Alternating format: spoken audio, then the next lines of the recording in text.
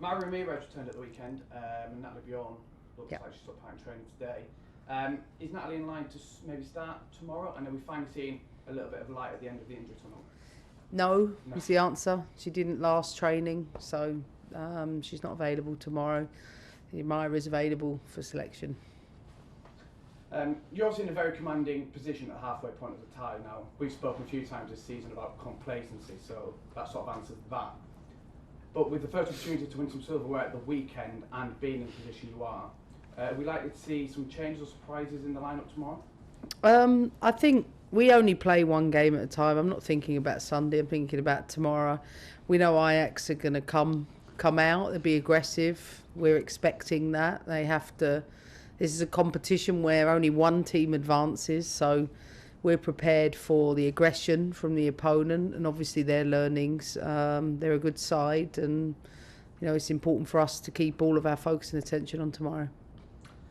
Erin, you stepped up as captain quite a few times this season. I was wondering, from what you've done this season, have you sort of learned anything from the experiences? I think just taking more responsibility, like it's, everyone looks to you and your behaviours. So on the pitch, I have to be super hyper conscious of what I'm doing, how I'm perceiving, how everyone else is seeing me, and maybe I haven't really thought of that before. And I think maybe I need to take a bit more of a role off the pitch as well than I previously haven't. And you have to deal with conversations, you have to do press conferences as well. So you. It's all kind of new. I'm almost learning on the job, and I'm really enjoying it. I wonder if I can ask, there's a young goalkeeper, Ava Easton, who was perhaps at fault for a goal in the Sky Sports Cup final at the weekend, and some idiot who we won't name initiated a bit of a Twitter pylon. Who? Yeah, I've seen Somebody who we don't need to mention. I just wondered if I could ask, the way in which Chelsea play requires you to be brave on the ball, and because of that, at times mistakes will happen. And you've dealt with them this season quite well. I just wondered, as a leader and senior pro, how do you approach this in a media landscape with increased scrutiny, sort of waiting for mistakes to happen? And what advice would you give to Ava and other youngsters making their way? I think, first of all, Ava's a terrific young goalkeeper coming through the Scotland ranks, so I think that's important to say. And one mistake won't define you. I was disappointed with a mistake that I made against Man City, and you got to get back up and show yourself again. And I think that's when more than ever you have to just find another way. Mistakes happen, it's part of football. Like, you have to be able to, as much as you take the credit when you do well, you have to be able to handle the criticism. And I think now that we're seeing the game become more professional, more eyes are on the game, I think for us, dealing with that, we're kind of in a transition period where we have to deal with that, but as long as you learn to park it, I think that's the most important thing. Of course, it's never nice to see, but especially in Ava's circumstances, when it's the first time, maybe it's a big TV game especially, so, but she'd made a couple of other terrific saves that no one else talks about, so she'll get back up and she'll go again. I know I was doing 17 and it wasn't playing in the national finals. No.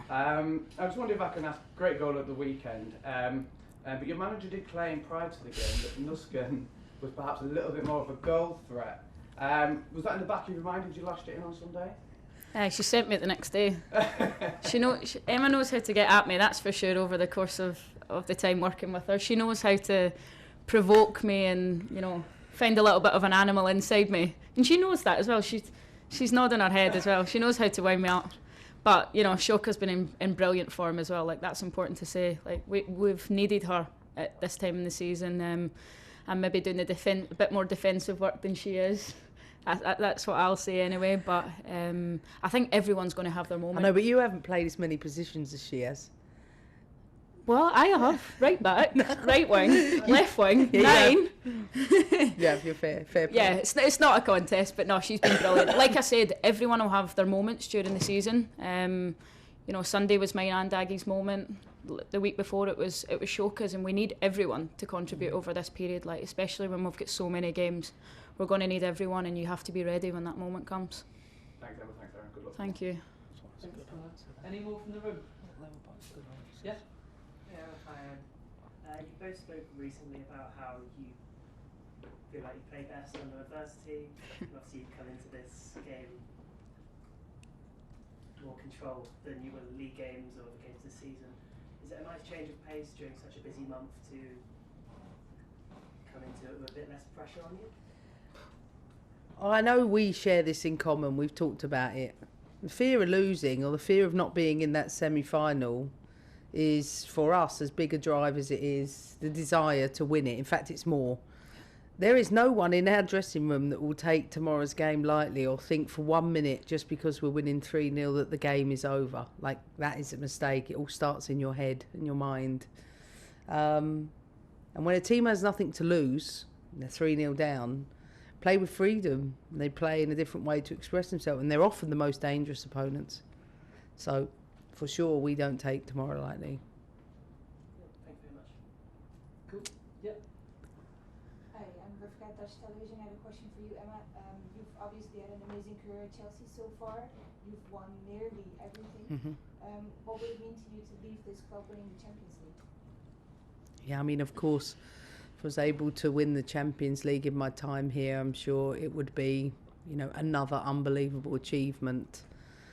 But I've said it time and time again, I think for my era to be defined by one competition is probably not what matters most to me. What matters most is, beyond the winning over the years, is that I will leave the shirt in a better place. And that's probably the thing I'm most invested in, to make sure that when I leave, the team is in a fabulous place, and certainly in a better place than when I took over, and one where I can come back as a fan and enjoy them, and hopefully in many more win Champions League way beyond my time. Thank you. Any more from the room before we move across to Zoom? Yeah, Simon? Emma, can I just ask you about the Women's Football Review Implementation Group? It's being chaired by the Culture Secretary. How important do you think that process is?